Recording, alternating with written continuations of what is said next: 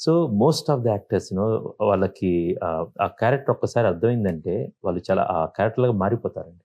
ప్రతి ఒక్కళ్ళు. బాలయ్య బాబు గారు 'గౌతమిపుత్ర శాతకర్ణి' సినిమా చేస్తున్నప్పుడు ఆయన శాతకర్ణేనండి. ఎన్టీఆర్ గారి బయోపిక్ సినిమా తీస్తున్నప్పుడు హీరోగా ఉన్నప్పుడు ఆయన ప్లస్ పాలిటిక్స్‌లోకి వెళ్ళినప్పుడు ఎగ్జాక్ట్‌లీ అలా బిహేవ్ చేస్తారండి. కొంతమంది యాక్ట్ చేసి కూడా చూపిస్తారు. That's that is there way another of school. Yeah.